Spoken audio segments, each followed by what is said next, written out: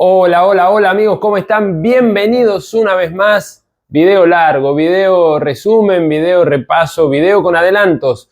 Uno de esos videos que hacía un par de semanas que no publicaba, porque veníamos con muchos shorts en el canal, shorts que están creciendo muchísimo, gracias a Dios y gracias a ustedes que están ahí prendidos, conectando, que ponen su like, que comparte, que se han suscrito un montón. Estuvimos trabajando con la doble bragado, estuvimos haciendo el debate con la doble bragado, porque obviamente una de las competencias más importantes, más tradicionales que tiene el calendario de rutas de la provincia de Buenos Aires y de Argentina, había que tener la edición número 88 de la doble bragado, de la cual ya vamos a estar hablando, ¿sí? Mientras hacemos todo este si se quiere, todo este biribiri, para que ustedes se vayan suscribiendo, dejen su like, se sumen, pueden comentar, me pueden decir acá abajo qué les parece lo que estamos haciendo, lo que están viendo.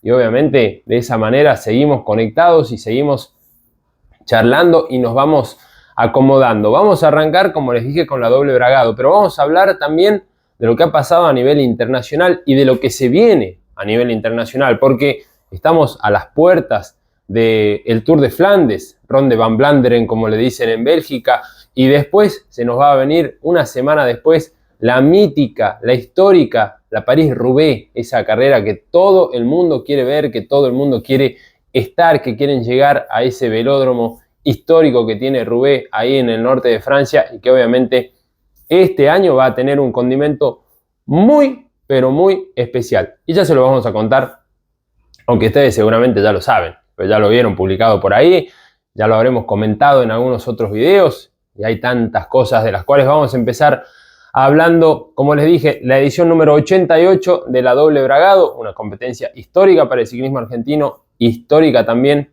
para la provincia de Buenos Aires y que ha tenido una edición muy especial, ¿sí? Una edición que partía con una situación poco habitual en la doble bragado, récord de inscriptos. Estábamos hablando de un pelotón de 170 corredores de muchísimos lugares de nuestro país y una carrera que estuvo pareja y que se definió recién en la etapa final y que estuvo a punto de definirse por las bonificaciones. La competencia arrancó con un Leonardo Covarrubia imparable, se quedó con la primera etapa en el circuito callejero de Chivilcoy, después hubo que salir a la ruta. En esa primera etapa tuvimos unos 15 a 20 corredores que se quedaron fuera de carrera.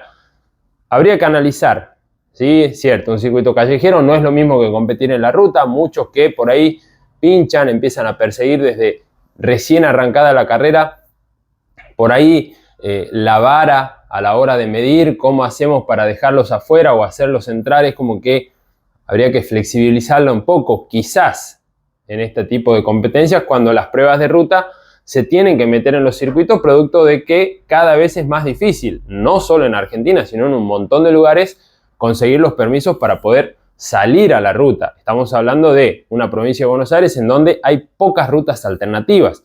La doble bragado, históricamente, siempre desde sus orígenes allá por los años 20, se maneja por el corredor de lo que es la Ruta Nacional número 5, una ruta que une con la Ciudad Autónoma de Buenos Aires, la capital federal, como se le decía en su momento, a todo lo que es la zona oeste o noroeste de la provincia de Buenos Aires. Por esa Ruta 5, que aún hoy, en 2025, sigue teniendo solamente 2 carriles y no tiene banquinas prácticamente, tiene banquinas que están en tierra, en césped, no hay banquinas en ripio, por lo menos en gran parte de esa Ruta 5, por esa ruta va y viene toda la producción o gran parte de la producción de la provincia de Buenos Aires, del sur de Santa Fe, de parte de Córdoba.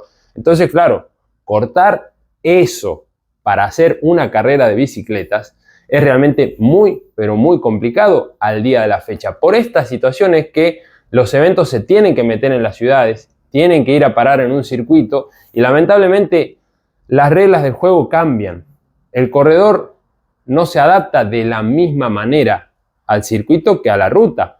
En la ruta, para decirlo de alguna manera y sin ofender a nadie, obviamente, aquel que lamentablemente no llegó con la preparación adecuada, que no está al nivel que necesita estar y demás, se puede acomodar si tiene la picardía, si tiene la experiencia, si tiene cómo manejarse dentro de la caravana, ir y venir, un segundo, un tercer pelotón que lo pueden rescatar, que lo pueden salvar y más o menos puede sortear el fuera de control para completar la etapa. Pero en un circuito callejero, en un circuito urbano, en un circuito corto, no hay manera de esconderse, no hay caravana, no hay forma de recuperarse. Una vez que perdiste contacto con el pelotón que por otro lado va rodando prácticamente todo el tiempo arriba de los 50 km por hora, no hay manera de volver al pelotón una vez que pinchaste, cuando sufriste una caída, cuando tuviste que frenar porque se te cayeron adelante. No estamos hablando de la situación de aquel que por ahí le falta condición o no llegó en el estado de forma adecuada, entonces no pudo sostener la rueda del grupo mayoritario. Estamos hablando de todos aquellos que lamentablemente se vieron involucrados en alguna situación. Ahí es donde está la parte en donde hay que quizás flexibilizar un poco lo que se hace con la regla. De decir, bueno, a ver, ¿hay un porcentaje? Sí, hay un porcentaje. O lo estiramos al porcentaje o no lo tenemos en cuenta, teniendo en cuenta justamente, y valga la redundancia, que hemos metido a un pelotón de ruta y a una carrera de ruta en un circuito callejero. Lo importante es que la competencia se realice. Vamos a avalar, obviamente, lo que ha hecho la Doble Bragado, como lo han hecho otras competencias, ¿no? Meterse por ahí en un autódromo, meterse en un circuito callejero, como ha sido en la ciudad de Chivilcoy, que se ha replicado en Pergamino y que se ha replicado también en la ciudad de Bragado. Y que no es nuevo, es algo que viene pasando hace un montón de tiempo, porque repetimos, es cada vez más difícil lograr que las autoridades se jueguen, ¿sí? su puesto, su rol, su cabeza por avalar una competencia deportiva en un país en donde es cada vez más complicado que eso suceda. A ver, primera etapa, victoria de Leonardo Covarrubias. Segunda jornada, nos íbamos de Chivilcoy hasta Pergamino, 160 kilómetros de ruta. Se sabía que había que hacer una neutralización porque había un tramo de la ruta que no se había terminado de hacer, entonces se está haciendo la ruta nueva que va a conectar toda esa región, entonces había que neutralizar un tramo porque si bien es un sector de tierra, no es un sector de los más aptos para meter la bicicleta. Poca distancia, muchas curvas, mucha piedra suelta. Sinceramente hubiese sido una carnicería meter la carrera en ese lugar, ¿no? El pelotón pasó neutralizado, pasó rodando tranquilo. Cuando salió de esa situación, se largó la competencia unos kilómetros más adelante, también para ayudar a descomprimir un poco todo el tráfico que se venía juntando en la parte de atrás del grupo. Llegada complicada en la avenida Juan B. Justo, de frente al Club Centenario en la ciudad de Pergamino, victoria de Valentín Correa, que tuvo que esquivar la moto, una de las motos de la policía, de las que venía brindando seguridad a la carrera. Siempre partimos con la base de que por ahí las reuniones se hacen con los jefes de las policías, siempre, ¿no? En cualquier lugar del país y seguramente en cualquier lugar del continente y de otros lugares, la reunión vos la tenés con el jefe de policía, y el jefe de policía quizás se queda con la idea de que, bueno, es una carrera de bicicletas, o la línea que baja a los que están por debajo de él es, bueno, tienen que ir a dar seguridad en una carrera de bicicletas, seguramente muchos es la primera vez que se encuentran con ese trámite, y no tienen ni idea de que las bicicletas en el momento que empiezan a acelerar pueden acelerar y mucho y pueden andar muy pero muy rápido. Entonces se dan situaciones complicadas como lamentablemente pasó, ¿sí? En el final de la etapa número 2 de la Doble Bragado. Afortunadamente se había hecho un corte en los últimos kilómetros, el Sindicato de Empleados Públicos había controlado buena parte de la carrera, pero al final se quedaron sin piernas, había un poco de control de parte de otros equipos que también estaban pendientes de lo que hacía Leonardo Covarrubias, estaban pendientes de lo que hacía Sergio Fredes, hombre importante y que ha sido ganador de la Doble Bragado hace poco tiempo atrás. Se terminó dando un corte en donde, entre otros, Valentín Correa Castro, Valentín Correa Alegre, me corrijo, Sebastián Tolosa, Nicolás Traico y algunos más lograron sacar diferencia, una diferencia que fue realmente importante teniendo en cuenta lo que se iba a venir en los siguientes días de la Doble Bragado. Leonardo Covarrubias vuelve a ser ganador de la contrarreloj individual, realmente un andar tremendo el del corredor sanjuanino, lograba su segunda victoria de etapa y no sería la última, y después Nicolás Traico se vestía de líder de la clasificación general, desplazando de ese lugar a Sebastián Tolosa, que había corrido a Leo Covarrubias tras la llegada a Pergamino. Circuito de las Cuatro Avenidas, un circuito importante para bonificar, un circuito complicado para que haya fugas y demás, pero Julián Barrientos, hombre que había quedado damnificado en la primera etapa, logró cortarse sobre el final, se llevó la victoria de etapa, tuvo a Mauricio Domínguez, otro corredor muy inquieto y que estuvo muchas veces en fuga, el sanjuanino del Murray, en segunda posición. Tercer lugar para Tomás Moyano, el hombre de San Luis, que también llegó ahí un poquito cortado. Sorprendieron, si se quiere, y privaron a muchos de bonificaciones que podrían haber sido importantes. El negocio en el circuito de las 4 avenidas de Pergamino, un circuito que volvía después de 6 años a la doble bragado, lo hizo Nico Traico, lo hizo el GB Bicicletas, el equipo de Germán Broggi, el hombre de Chacabuco, que teniendo un corredor, un gran corredor, que venía de ganar, por ejemplo, en la Vuelta de Mendoza en el Cristo Redentor, y que había hecho una muy buena crono y se había beneficiado de esa pequeña fuga que logró en la etapa 2, pero no era un sprinter, el gran negocio lo hizo Nico Traico. ¿Por qué? Porque se sacó las bonificaciones de encima, se fueron 3 corredores y de esa manera llegamos al final de la carrera con apenas 10 segundos de ventaja, o 10 segundos de diferencia, mejor dicho, entre Traico y Seba Tolosa. Un Seba Tolosa que, si mirabas las centésimas de la crono, igual perdía la bragado. Sí o sí tenía que por lo menos bonificar 11 segundos para de esa manera en el circuito bragadense quedarse con la victoria. Para arrancar, pronóstico de tormenta, alerta amarilla y la complicación de decir se corre o no se corre la última etapa. Bueno, se largó la etapa, se les dijo a los corredores claramente, si se largan 2 gotas se suspende, porque ya se sabe que el circuito callejero de Bragado, una vez que se empieza a mojar el piso, es un jabón y van todos al suelo. Entonces, por una cuestión de seguridad y por una cuestión de resguardar a los corredores, obviamente la organización y los comisarios habían decidido que en el momento que empezara a caer agua, se acababa la carrera. Si se corrían menos de 10 vueltas, no había bonificación. Si se corrían más de 10 vueltas, ya iba a haber bonificaciones de 10, 6 y 4 en la llegada. Pero claro, no era lo mismo llegar a las 30 vueltas que estaban pactadas a que te corten la carrera en la vuelta 14, 15, 18, 20, en donde te podías encontrar con una fuga adelante, que en definitiva hubo una fuga muy peligrosa de la mano de Facundo Bassi, que había arrancado cuarto en la general a 23 segundos y que en algún momento llegó a tener casi 40 de diferencia. No era lo mismo que llegar hasta el final. Afortunadamente el clima le perdonó la vida a la carrera, le perdonó la vida al pelotón. Los que están arriba estuvieron acompañando, estuvieron disfrutando de la competencia. Tuvimos las 30 vueltas y tuvimos un gran trabajo del GB Bicicletas y también del Sindicato de Empleados Públicos, que llevó a Leonardo Covarrubia a su tercera victoria de etapa. En una doble bragado se ha convertido en el tercer sanjuanino con más victorias de etapa. Willy Lucero, Héctor Lucero, tiene 5 victorias, Nico Naranjo sumó 4 en algún momento y Leonardo Covarrubia ahora tiene 3 victorias de etapa. Ya se metió entre los 30 ciclistas que más etapas ganaron en la doble bragado. Esa doble bragado que tiene como máximo ganador de etapas a Darío Colla, hoy director de la competencia, detrás de él a Laureano Rosas y un poquito más atrás a Fernando Tijereta Antogna, el hombre de Chivilcoy, que ganó 10 etapas y que ha corrido 25 bragados y que se retiró en esta doble bragado. Dijo, hasta acá, no corro más.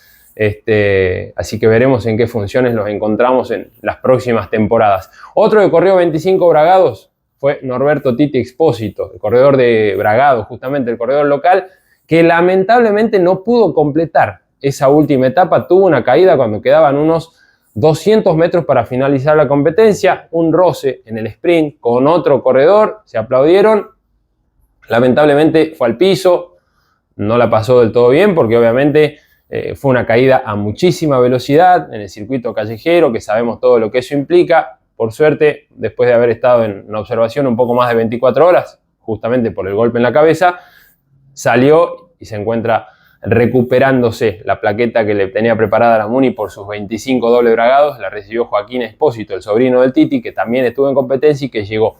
Me quiero detener un segundito en esa caída final. ¿Sí? La caída fue por acción del sprint, por acción de carrera. 2 corredores que venían buscando su posición, se tocan, se aplauden cuando se mueven, un roce y demás, al piso.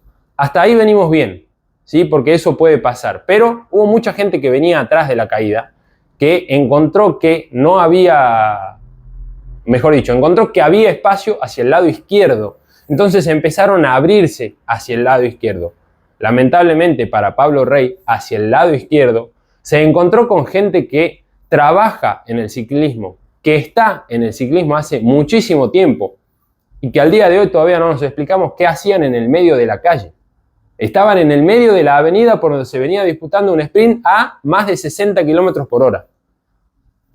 ¿Con qué necesidad? Había espacio de sobra para estar en la vereda. ¿Qué le vas a decir al corredor cuando le faltan solamente 200 metros para terminar la carrera? ¿Qué indicación le vas a dar cuando ya viene con el sprint lanzado? Cuando ya queda nada para terminar la competencia. Estaría bueno saber qué hacían en el medio de la calle. Lamentablemente para Pablo Rey no pudo terminar el Bragado, se rompió un dedo, se rompió parte del omóplato, se está recuperando y obviamente habrá que ver cuándo vuelve a poder competir y cuándo vuelve a subirse a la bici. ¿Sí? Podría haber sido más grave. Por suerte quedó ahí. Tiene su gravedad, claramente. Pero lo más grave es que gente del ciclismo no colabore en ubicarse en donde se tiene que ubicar, que es arriba de la vereda, que es detrás del vallado, que es a un costado y no en el medio de la calle. Una situación lamentable que empaña un poco la fiesta en el final. La fiesta claramente fue para Nicolás Traico, que se quedó con la doble Bragado, se llevó la edición número 88. Hasta acá teníamos un hombre de la provincia de Río Negro, como es Juan Javier Melivilo, que había sido ganador hace unos cuantos años atrás, 2015 si no recuerdo mal, y ahora le toca a Nico Traico, el valletano, el hombre de Allen, provincia de Río Negro, que se impone a Seba Tolosa, que en esa última etapa bonificó en las metas sprint y le había descontado, pero que después en el final de la etapa no tuvo piernas porque había tenido que trabajar y mucho en la persecución en donde se iba Facundo Bassi y hacía peligrar. En el podio, por tercer año consecutivo, siendo el mejor sub-23, Octavio Salmón, tercer lugar para el joven de Cañuelas, el hombre del equipo Giant, el cuarto puesto para Leo Covarrubia, que como les dije se llevó las 3 etapas, y el quinto lugar para Facundo Bassi, el mejor de las metas sprint.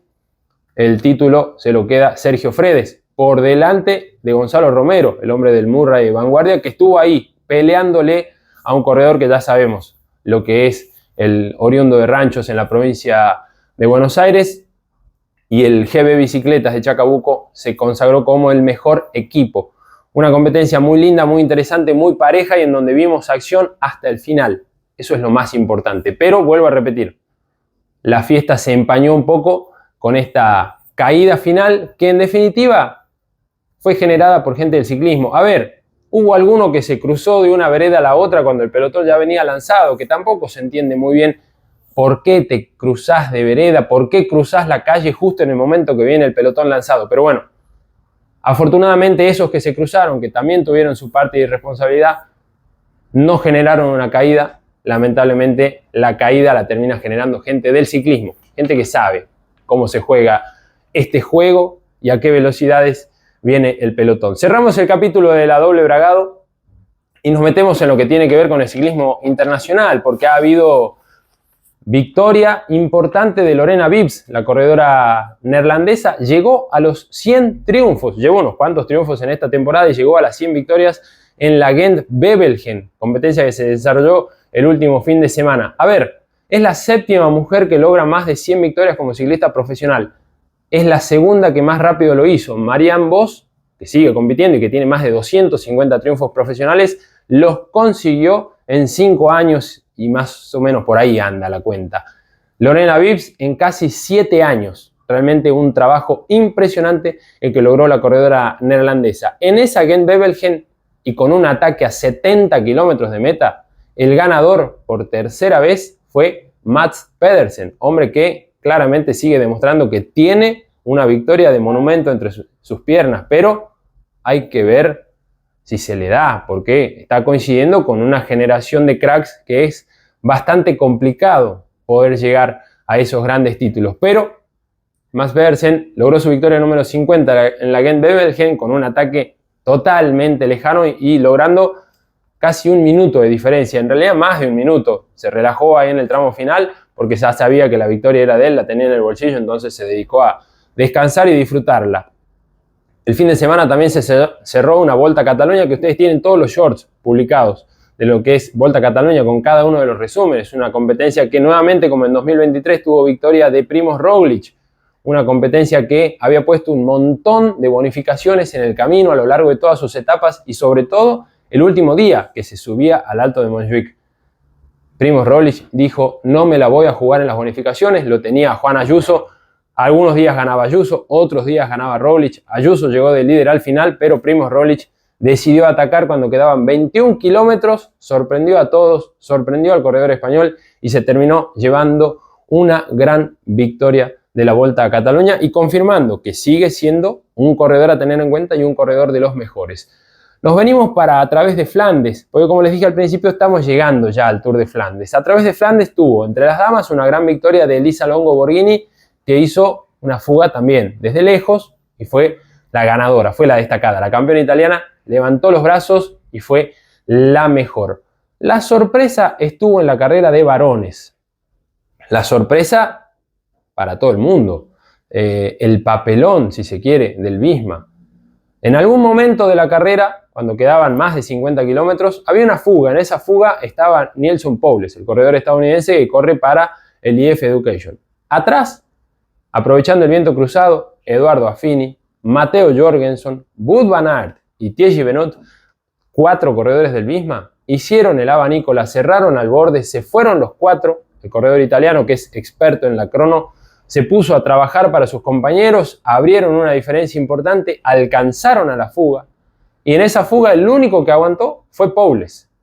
A partir de ahí fueron trabajando 4 corredores, Powless del IF, Van Aert, Jorgenson y Benoit, todos del Visma. Nunca lo probaron, ¿sí? La indicación, el pedido de Van Aert fue trabajar para llegar al sprint. Entonces nunca lo hicieron forzar demasiado, nunca lo obligaron a perseguir a un corredor como Powless que pasaba al relevo, pero claro, los que más trabajaban eran los hombres del Visma, que eran 3. Aceleró Jorgenson, levantó Benoit, se paró para sprintar, se paró en los pedales para sprintar Wout van Aert y el ganador, con sorpresa, fue Neilson Powless, el corredor estadounidense del IF. Sorprendió a todos, se llevó la victoria. Wout van Aert, cuando dio las notas, dijo, yo pedí que me trabajaran para el sprint, yo pedí que hiciéramos esta estrategia de carrera y yo soy responsable de haber perdido. Viene recibiendo muchas críticas y se ha preparado y mucho para esta semana, para el Tour de Flandes y para París-Roubaix. Esos son los grandes objetivos que tiene Wout van Aert, un Wout van Aert que alguna vez ganó Milano-San Remo, que ha ganado un montón de carreras, pero que en el último tiempo ha chocado y mucho contra 2 paredes grandes que se llaman Mathieu van der Poel y Tadej Pogačar, y que, si se quiere, lo han desdibujado. Quizás esa rivalidad con Van der Poel le ha complicado un poco la vida. Se van a ver las caras el próximo domingo. El próximo domingo se corre el Tour de Flandes, un Tour de Flandes que entre las damas tiene todo el cartel. Están todas las chicas, todas las mejores, las más destacadas, están presentes en este Tour de Flandes, en donde veremos quién se impone. Y entre los varones están también prácticamente todos, ¿sí? Está Mathieu van der Poel, que ha ganado 4 veces. Está Tadej Pogačar, que ya lo ha ganado. Está Mads Pedersen, que les vuelvo a decir, tiene un monumento en las piernas. Tiene las condiciones para ganar un monumento. Está Wout van Aert, que llega a la prueba que es su gran objetivo de la temporada. Veremos qué es lo que pasa. A ver, hay 175 corredores que se van a poner en la línea de salida. Creo que estos 4 nombres son los que se roban todas las cámaras. Más allá de otros, hay otros ganadores de Tour de Flandes y demás. Pero las miradas van a estar centradas en estos 4 corredores. Y si a Van Aert le faltaba algo para que lo estén mirando, justamente lo que pasó en A Través de Flandes es un motivo más que suficiente para centrar la atención. Una semana después vamos a tener París-Roubaix con el debut de Tadej Pogačar, que obviamente no va a ir a pasear arriba del pavé de la París-Roubaix, va a ir a buscar algo, pero va a ser su primera vez, su primera experiencia. Recordemos que Mathieu van der Poel viene de ganar Tour de Flandes y París-Roubaix en 2024. Veremos si le da al neerlandés para volver a repetir. Hacía muchos años que un campeón mundial que había sido ganador del Tour de Francia no corría París-Roubaix. Así que este dato es para tenerlo muy en cuenta. Normalmente los ganadores del Tour de Francia no se dedican a correr pruebas de un día, y menos como Tadej Pogačar, que allá donde se presenta tiene posibilidades y tiene números para ser el ganador. Se viene Itzulia también en unos días y se nos van a venir grandes vueltas de 23 equipos. La Unión Ciclista Internacional habilitó el ingreso de un equipo más a las grandes vueltas. Los 18 equipos World Tour no tenían nada de ganas de que eso pase, pero la entidad madre del ciclismo mundial dijo: muchachos, vamos a jugar con estas reglas. Esta temporada 2025 va a haber 23 equipos en la línea de salida. Se agranda un poco el pelotón, se agranda un poco la logística y seguramente se van a agrandar las quejas. Pero para eso hay que esperar a que llegue el momento de las grandes vueltas. Gracias por estar ahí, gracias por suscribirse, gracias por sumarse, a dejar el like, a comentar. Díganme, ¿quién gana para ustedes el Tour de Flandes? Que ya se nos viene. Y estén atentos, que vamos a seguir subiendo material. Chau, chau. Nos vemos en la próxima.